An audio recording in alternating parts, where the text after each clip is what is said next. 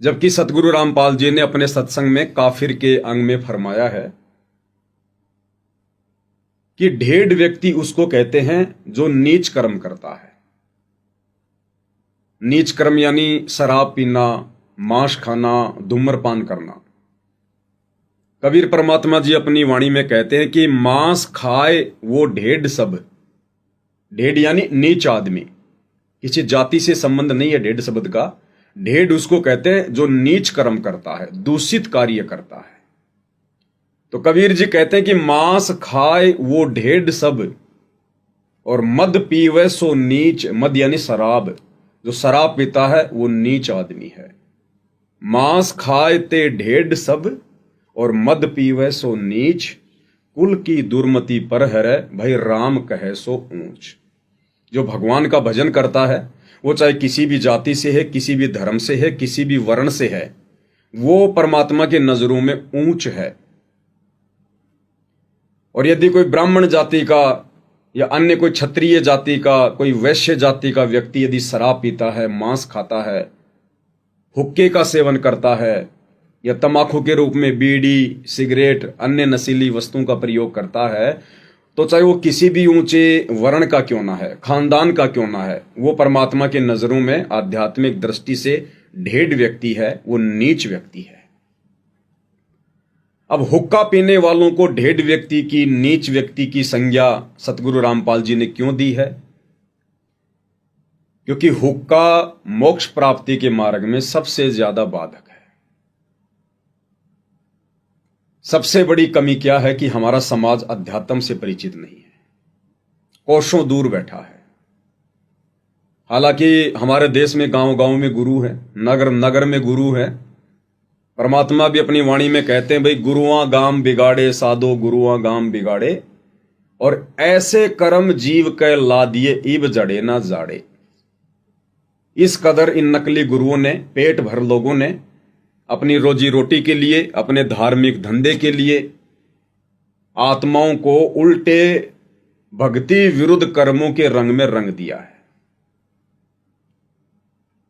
तो ये जो तमाकू सेवन है, ये चाहे हुक्के के रूप में हो, चाहे बीड़ी के रूप में, सिगरेट के रूप में, सिगार के रूप में, किसी भी रूप में हो, ये सबसे ज्यादा बाधक है परमात्मा प्राप्ति के मार्ग में। क्योंकि हमारा जो मनुष्य शरीर है, इस मनुष्य शरीर में कमल बने हुए हैं, जिन कमलों में देवी देवताओं का वास है। मूल कमल में श्री गणेश जी का वास है, सवाद कमल में ब्रह्मा और सावित्री जी का वास है, नाभि कमल में श्री विष्णु जी और लक्ष्मी जी का वास है, हृदय कमल में शंकर और पार्वती जी का वास है, कंठ कमल में श्री दुर्गा जी का वास है। तो जब हम इस हुक्के का सेवन करते हैं, इस बीमारी का सेवन करते हैं, तो हमारे शरीर में विराजमान उन देवी देवताओं को ये तमाकू, इस तमाकू का धुआं उनको दुखी करता है। और जब हमारा शरीर छूटता है और शरीर छूटने के बाद जब आत्मा शरीर से बाहर निकलती है, तो आत्मा सुषुम्ना द्वार से बाहर निकलती है, जो कि 10वां द्वार है। ये जो हमारी नाक है, नासिका है, इसमें 2 है ये द्वार। ये इसको बोलते इला, इसको बोलते पिंगला। इन दोनों के जस्ट बीच में जहां पर ये हड्डी शुरू होती है, यहां पर एक सुई की नोक से भी बारीक एक सुराख होता है, जिसको कहते हैं सुषुम्ना सुराख, जहां से साधक की आत्मा शरीर छोड़ते समय बाहर निकलती है। और ये जो हुक्का है, इसका जो तमाकू है, बीड़ी का, सिगरेट का, हुक्के का, इसकी जो धुआं है वो सबसे पहले उस सुषुम्ना द्वार को बंद करती है। जब आप संत रामपाल जी के सत्संग सुनेंगे, सृष्टि रचना को सुनेंगे, तब आपको पता चलेगा कि हम जिस लोक में रह रहे हैं, यहां का राजा है ब्रह्म, क्षर पुरुष, ज्योति निरंजन। इसके पास में 21 ब्रह्मांड है और इसने यहां पर हम सभी जीव आत्माओं को फंसा रखा है, क्योंकि हम सब इसका भोजन हैं।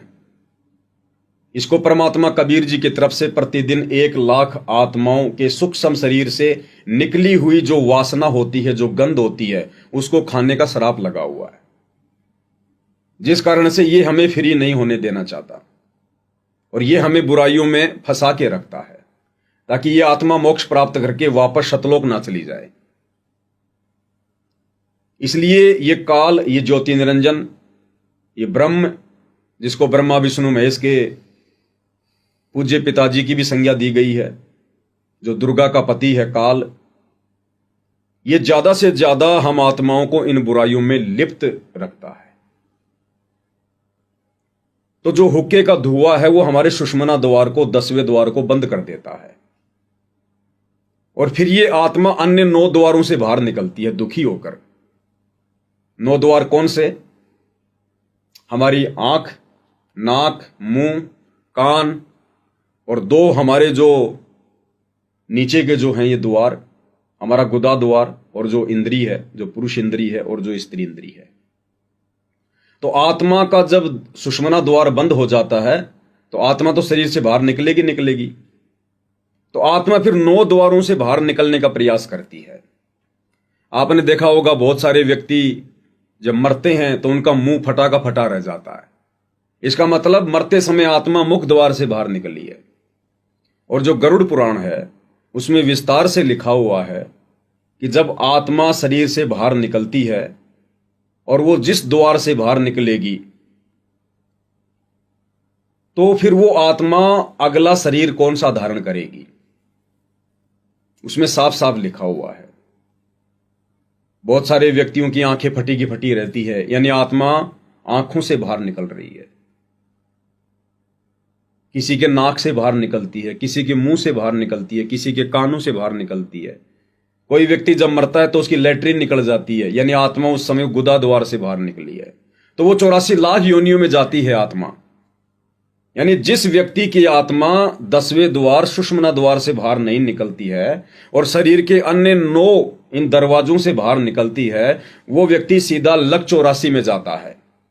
मक्खी, मच्छर, कीट, पतंग, गधे, कुत्ते, सूअर की योनियां वो प्राप्त करता है। विस्तार से गरुड़ पुराण में लिखा हुआ है। और ये जो सुषुम्ना द्वार है जिसको सबसे ज्यादा बंद करने की भूमिका ये हुक्का निभाता है, धुआं, चाहे बीड़ी सिगरेट हो, चाहे तंबाकू हो, हुक्का हो। इस द्वार को खोलने का पूरी पृथ्वी पर केवल एक ही साधन है और वो है सतनाम, सच्चा नाम। खाली सतनाम सतनाम सतनाम करने से द्वार नहीं खुलता। सतनाम सतनाम सतनाम ये कोई सच्चा नाम नहीं है। जैसे हमारे सिख समाज के भाई सतनाम वाहिगुरु, सतनाम वाहिगुरु की रट लगा के रखते हैं। सतनाम तो सच्चे नाम की तरफ संकेत है। वो सतनाम जो 2 अक्षर का है वो अलग है और वो 2 अक्षर का सतनाम वर्तमान में पूरी पृथ्वी पर सतगुरु रामपाल जी के पास है। और उस सतनाम का श्वास उस श्वास के माध्यम से सुमरण किया जाता है जिससे वो बंद सुषुम्ना द्वार खुलता है। दूसरा इस पृथ्वी पर उस बंद सुषुम्ना द्वार को खोलने का तरीका नहीं है। इसलिए सतगुरु रामपाल जी ने काफिर के अंग में इस हुक्के को मनुष्य के लिए सबसे बड़ी बीमारी बताया है, मोक्ष में सबसे ज्यादा बाधक वस्तु बताया है। और आदरणीय गरीबदास जी ने काफिर के अंग में हुक्का पीने वाले को ढेड व्यक्ति की संज्ञा दी है। इसलिए मैंने वो वीडियो बनाया था जब हरियाणा के खाप पंचायतों के द्वारा महम चौबीसी चबूतरे पर सतगुरु रामपाल जी का सम्मान किया गया था। तो मैंने कहा था कि भाई सतगुरु रामपाल जी के भक्ति विधान अनुसार जो व्यक्ति उनका भगत नहीं है, वो गरीबदास जी की अमृतवाणी में लिखे काफिर के अंग के अनुसार वो व्यक्ति ढेड है, नीच है। क्योंकि मनुष्य जन्म प्राप्त करके ये मनुष्य जन्म केवल मोक्ष प्राप्ति के लिए मिलता है। बड़ा दुर्लभ है ये मानव जन्म, दुर्लभ है ये, मिले न बारंबार। जैसे पेड़ से पत्ता टूट गिरे फिर वापस नहीं लगता डार। 84 लाख योनियां भोगने के बाद परमात्मा हमें एक मनुष्य जन्म देता है और ये मनुष्य जन्म केवल परमात्मा की सत भक्ति करके मोक्ष प्राप्ति के लिए मिलता है। और आज हमें वो सुनहरा अवसर मिला हुआ है क्योंकि धरती पर स्वयं कबीर परमात्मा सतगुरु रूप में संत रामपाल जी के रूप में स्वयं प्रकट हैं वो शतनाम देने के लिए। और यदि ऐसे में कोई व्यक्ति सत भक्ति सतगुरु रामपाल जी से लेकर शुरू नहीं करता है तो वो व्यक्ति अपने मनुष्य जन्म को बर्बाद कर रहा है। इसलिए काफिर के अंग में ऐसे व्यक्ति को, जो व्यक्ति सच्चे सतगुरु की शरण में आकर सत भक्ति नहीं करता, सतनाम का जाप नहीं करता, उसको काफिर कहा है, उसको ढेड कहा है, उसको नीच कहा है। उसके बाद काफिर के अंग में और भी बहुत सारे जो कर्म हैं, जो कर्म आदमी करता है, जैसे चोरी करना, जारी करना, कुदृष्टि रखना, तमाकू पीना, शराब पीना, कन्याओं की हत्या करना, दहेज लेना, मार पिटाई करना, मिलावटखोरी करना, रिश्वत लेना, इन सब को भी काफिर के अंग में ढेड व्यक्ति कहा है, नीच व्यक्ति कहा है। तो सतगुरु रामपाल जी के भक्ति विधान अनुसार मैंने वो वीडियो बनाया था कि भाई किसी भी प्रकार से, चाहे वो महम चौबीसी खाप के सरपंच हो, चाहे प्रधान हो, चाहे हरियाणा का मुख्यमंत्री हो, चाहे देश का प्रधानमंत्री हो, यदि वे व्यक्ति सतगुरु रामपाल जी की शरण में नहीं हैं, उनके तमाम मर्यादाओं को फॉलो नहीं करते हैं, तो वो व्यक्ति किसी भी प्रकार से सतगुरु रामपाल जी का या उनकी प्रतिमा का सम्मान करने के अधिकारी नहीं है। वो व्यक्ति ढेड की श्रेणी में है, नीच की श्रेणी में है। और ऐसे नीच व्यक्तियों का, ढेड व्यक्तियों का सम्मान सतगुरु रामपाल जी कभी भी स्वीकार नहीं करेंगे।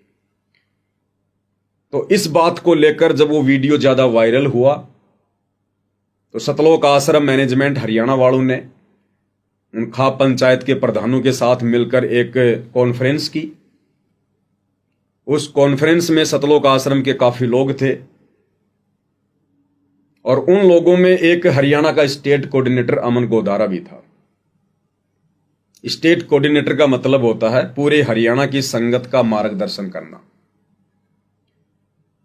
और वो व्यक्ति अमन गोदारा उस कॉन्फ्रेंस में बैठकर खाप पंचायत के प्रधानों के साथ हुक्के का समर्थन कर रहा है, क्योंकि वो खाप पंचायत के प्रधान कह रहे थे कि ये पवन दास जयपुर वाला हुक्का पीने वालों को ढेड कहता है, नीच कहता है, घटिया व्यक्ति कहता है, हम इसके ऊपर मुकदमा करेंगे, मानहानि का दावा करेंगे, या तो वो माफी मांग ले अन्यथा हम उसके ऊपर मुकदमा करेंगे।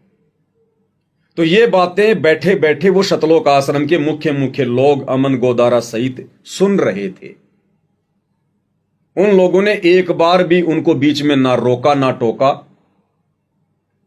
कि भाई जो पवन जयपुर वाला है, जो हुक्का पीने वाले को ढेड कह रहा है, नीच कह रहा है और कह रहा है कि ऐसे व्यक्ति सतगुरु रामपाल जी का मान सम्मान करने के अधिकारी नहीं है, उन लोगों ने एक शब्द भी नहीं बोला। जबकि मैंने वही बोला जो सतगुरु रामपाल जी ने काफिर के अंग में अपने सत्संग में बोला, जो सत्संग मैं आपको आगे अमन गोदारा जी का वीडियो दिखाने के साथ साथ दिखाऊंगा। तो अमन गोदारा जी के द्वारा चुपचाप बैठे रहना इस बात का प्रतीक है कि अमन गोदारा भी हुक्के के सेवन को लेकर खाप पंचायतों के समर्थन में है। और क्या कुछ अमन गोदारा जी ने कहा आज इस वीडियो के माध्यम से, क्योंकि परमात्मा कहते हैं कि साधु शब्दा परखिए और दुख पड़े घरनार, सूर वीर जद जानिए जब रण बाजे तलवार। साधु संत भक्तों की पहचान उनके शब्दों से होती है। अगर किसी व्यक्ति को जानना है, पहचानना है, आप उसकी शकल सूरत से आइडिया नहीं लगा पाओगे, लेकिन यदि आप उसे 5-10 मिनट बातें करोगे तो उसके शब्दों से, उसकी प्रतिक्रिया से आप ये जान लोगे कि ये व्यक्ति किस कैटेगरी का है। तो कहते हैं साधु शब्दा परखिए और दुख पड़े घरनार। घरवाली जो स्त्री होती है उसकी पहचान होती है जब उसके पति पर कोई संकट आता है, वो उसका साथ देती है, उसको हिम्मत देती है, या उसको छोड़ के अपने पीहर भाग जाती है। और सूरवीर जद जानिए जब रण बाजे तलवार। और असल में सूरवीर कौन है, सूरमा कौन है, असली सैनिक कौन है, योद्धा कौन है, इस बात की पहचान तब होती है जब दो सेनाएं आमने सामने होती हैं। उस समय पता चलता कि सूरवीर कौन है। वो सैनिक, वो योद्धा पीठ दिखाकर भागता है या सीने पर गोलियां खा खा के शहीद होता है, सामना करता है। अपनी दूसरी वाणी में परमात्मा जी कहते हैं कि वाणी ही से पहचानिए कुटिल नीत की घात, यानी किस व्यक्ति के अंदर, उसके दिल में क्या विचार हैं, क्या भाव हैं। कहते हैं उसके शब्दों से पता चलेगा, उसकी वाणी से पता चलेगा। वाणी ही से पहचानिए कुटिल नीत की घात, अंदर की उस करनी की निकले मुंह से बात। उसके शब्दों से ऑटोमेटिक पता चल जाएगा इस व्यक्ति के विचार क्या हैं। तो अमन गोदारा जी के द्वारा मुंह पर ताला लगाकर बैठे रहना, जिस समय वो हरियाणा खाप पंचायत के प्रधान तमाकू को लेकर अपनी प्रतिक्रिया दे रहे थे कि पवन दास तो तमाकू पीने वाले को घटिया कहता है, नीच कहता है, काफिर कहता है, तो ये इस बात का प्रतीक है कि अमन गोदारा जी उन खाप पंचायत के लोगों का समर्थन कर रहे हैं। तो हरियाणा की जो संगत है, उस नादान संगत ने विचार करना चाहिए कि ये लोग सच का साथ दे रहे हैं या फिर ये लोग अधर्म के पाड़े में खड़े होकर सतगुरु रामपाल जी के ज्ञान को दबाने का कुप्रयास कर रहे हैं। तो अमन गोदारा जी ने अपनी प्रतिक्रिया दी, 10-12 मिनट का उनका वीडियो है। वो वीडियो मैं अब सभी भाइयों को दिखाऊंगा और गुरुदेव भगवान के ज्ञान आधार से उसके ऊपर हम विश्लेषण भी करेंगे, क्योंकि हमने कजोड़ जी इस भक्ति मार्ग पर निष्कर्ष निकालते हुए अपने आप को दृढ़ करना है, तैयार करना है मोक्ष के लिए। हमें कोई भ्रमित ना कर सके, हमें कोई डगमग ना कर सके। काल चाहे अपना कितना भी षड्यंत्र क्यों ना फैलाए, लेकिन वो हमें तनिक भी भक्ति मार्ग से डगमग ना कर सके, हमारे मन में कोई संदेह या शंका पैदा ना कर सके। इसके लिए जितना हम अपने गुरुदेव के इस तत्व ज्ञान पर मंथन करेंगे, चिंतन मनन करेंगे, उतना ही हम इसमें से सार निकालेंगे। क्योंकि गुरुदेव भगवान सतलोक से चलकर इस पृथ्वी लोक पर सन 1994 से हर प्रकार से संघर्ष करते हुए इस तत्व ज्ञान को जो हम आत्माओं तक पहुंचा रहे हैं, इतना संघर्ष कर रहे हैं, उनका मकसद क्या है? हमें वो दृढ़ करना चाहते हैं कि ज्ञान के मामले में चाहे ब्रह्मा विष्णु महेश भी धरती पर क्यों ना आ जाए, वो भी मुंह की खा के जाएं। परमात्मा हमें ज्ञानी बनाना चाहते हैं, विद्वान बनाना चाहते हैं, हमें अध्यात्म का मास्टर बनाना चाहते हैं। इसके लिए हमने केवल अपने गुरुदेव के ज्ञान को आधार बनाकर ही भक्ति मार्ग पर चलना होगा। इस भक्ति मार्ग पर यदि हमने सफल होना है तो हमने किसी भी व्यक्ति विशेष के विचारों को महत्व नहीं देना है, अपने किसी गुरु भाई के भी उन विचारों को महत्व नहीं देना जो विचार गुरुदेव के सत्संगों से मेल नहीं खाते। सही, तब हम सफल हो पाएंगे। तो अमन गोदारा जी ने अपनी क्या प्रतिक्रिया दी, उनका एक 10-12 मिनट का वीडियो है जो मैं आप जियों को दिखाना चाहूंगा। वो क्या कह रहे हैं सुनिएगा। बंदी छोड़ सदगुरु रामपाल जी भगवान की जय। देखिए, ये प्रेस के माध्यम से हम बताना चाहते हैं, जो उन्होंने पवन जयपुर ने हमारी खाप पे कीचड़ उछाड़ा है वो सरासर गलत है। अमन गोदारा जी क्या कह रहे हैं कि इस पवन जयपुर वाले ने हमारी खाप पंचायत पर जो कीचड़ उछाला है वो सरासर गलत है। तो मैंने तो वही बातें कही जो बातें गुरुदेव ने अपने सत्संगों में कही कि हुक्का पीने वाला ढेड व्यक्ति है, हुक्का पीने वाला नीच व्यक्ति है। बिल्कुल। और अमन गोदारा जी कह रहे हैं कि पवन दास जयपुर वाला हमारी खाप पंचायतों पर कीचड़ उछाल रहा है, जो कि सरासर गलत है। अब पूज्य गुरुदेव जी ने हुक्का पीने वालों को क्या संज्ञा दी है, मैं आपको उनके सत्संग से सुना देता हूं, और वही प्रतिक्रिया मैंने दी थी। तो अमन गोदारा जी ये कैसे कह सकते हैं कि पवन दास खाप पंचायतों पर कीचड़ उछाल रहा है? वो तो अपने गुरुदेव के तत्व ज्ञान की अवहेलना कर रहा है, अपने गुरुदेव के वचनों को भी झूठा साबित करने का कुप्रयास कर रहा है। तो गुरुदेव ने क्या कहा हुक्का पीने वालों के विषय में, तंबाकू पीने वालों के विषय में? गुरुदेव के मुख कमल से सुनिए। काफिर गुता हते सलाई, काफिर हुक्का पीवे अन्यायी। अपने आत्मा सबसे बड़ा दोष, वैसे तो सारे ही अपराध हैं, जैसे मांस खाना, शराब पीना है, ये और बताए हैं भाई, पर नारी को तकना, कन्या को मारना, ये भी ढेड आदमी काम होते हैं। लेकिन हुक्का पीना भी ढेडों का काम बता रखा है। लेकिन हुक्का पीना भी ढेडों का काम बता रखा है। लेकिन हुक्का पीना भी ढेडों का काम बता रखा है। अब हमारे समाज में हुक्का इतना समा गया, यह बात स्वाति को ना कि हुक्का पीना ना भी नो कहे भाई ये भी निकम्मे है, हुक्का नहीं पीना चाहिए, बिल्कुल भूल के भी टच नहीं करना चाहिए। सबसे महापाप पता है इसका। तो क्या कह रहे हैं पूज्य गुरुदेव भगवान कि हुक्का पीना ढेडों का काम है। बिल्कुल सही। भूलकर भी हुक्के को हाथ नहीं लगाना चाहिए। और अमन गोदारा जी कह रहे हैं कि पवन जयपुर वाला हमारी खाप पंचायत पर कीचड़ उछाल रहा है। तो कजोड़ जी, हुक्के जैसी बीमारी को तो इन आश्रम वालों ने, जहां पर ये कॉन्फ्रेंस कर रहे थे उन खाप पंचायत के प्रधानों के साथ में, अपने गुरुदेव के ज्ञान आधार से वहीं उनके सामने इस हुक्के को फोड़ फोड़ के इन लोगों ने देश और दुनिया को एक संदेशा देना चाहिए था। बिल्कुल बिल्कुल सही बात। और साफ साफ कहना चाहिए था कि प्रधान जी, जब तक आप सतगुरु रामपाल जी से उपदेश प्राप्त नहीं करते हैं और जब तक आप इस हुक्के जैसी बीमारी को नहीं त्यागते हैं, तब तक आप किसी भी प्रकार से संत रामपाल जी का सम्मान करने के अधिकारी नहीं हैं। और ये लोग कह रहे हैं कि पवन दास जयपुर वाला हमारी खाप पंचायतों पर कीचड़ उछाल रहा है। कीचड़ नहीं उछाल रहे, सत संदेशा दे रहे हैं, भयंकर बीमारी से बचाने का प्रयास कर रहे हैं। अन्यथा हुक्का पीने वाले को तो गुरुदेव ने ढेड व्यक्ति की संज्ञा दी है। और अगर पवन दास जयपुर वाले के द्वारा अगर ये खाप पंचायतों पर कीचड़ उछालना है तो भाई ये कीचड़ तो फिर उछाला जाएगा, क्योंकि हमारे गुरुदेव भगवान ने यही संदेशा दिया है।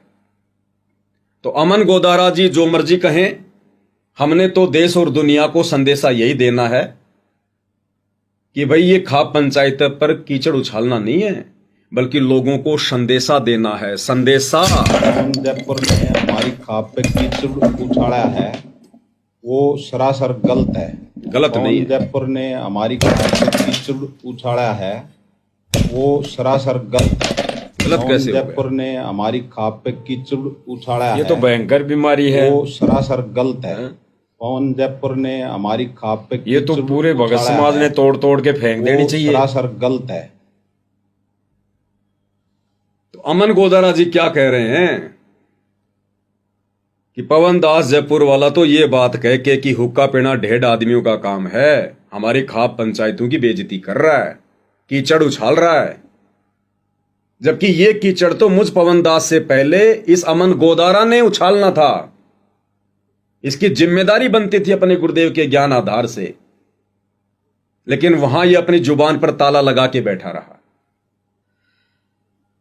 तो भाइयों और बहनों, पवन दास जी ने तो अमन गोदारा जी की बात पर इन्होंने इस समाज में एक भयंकर फैली हुई बीमारी को जड़ से तोड़ने का भरपूर प्रयास आपके सामने करके दिखा दिया है और तोड़ भी दिया है। और इन्होंने ये संदेशा देने की भरपूर कोशिश की है कि हमारे जो मैनेजमेंट भाई हैं, जो सेवा पे लगे हुए हैं वो दिन रात, और जिस सेवा को समझकर वो लगे हुए थे महम 24 खाप पर, उस सबूतरे पर, वहां पर इस बीमारी को तो जैसे पवन दास जी ने अभी तोड़ा वैसे वहां पे इनको तोड़ना चाहिए। ये संदेशा अमन गोदारा जी के लिए भरपूर रहेगा, ये बिल्कुल सटीक रहेगा, उनको इनसे सीख लेनी चाहिए। ये आज जो ये भयंकर बीमारी को पवन दास जी ने तोड़ा है, तो इससे ये संदेशा, इससे ये प्रेरणा लेनी चाहिए अमन गोदारा जी को कि ये बीमारी तो तोड़ देनी चाहिए। और जितने भी पंचायत में, उस खाप पंचायत में सदस्य थे, सरपंच थे, कोई कार्यकारिणी के पदाधिकारी गण थे तो उनसे तो ये बीमारी उनसे भी तुड़वा देनी चाहिए। तो आज पवन दास जी ने संदेशा ये दिया है अमन गोदारा जी के लिए कि भाई जो काम अमन गोदारा जी को उस समय करना था, करना चाहिए था, उसका उन्होंने परमात्मा के ज्ञान के विपरीत उन्होंने एक संदेशा देने की कुचेष्टा की समाज में। तो उस बीमारी को आज पवन दास जी ने जड़ से खत्म करने का इस सोशल मीडिया के माध्यम से ये संदेशा देना उचित समझा।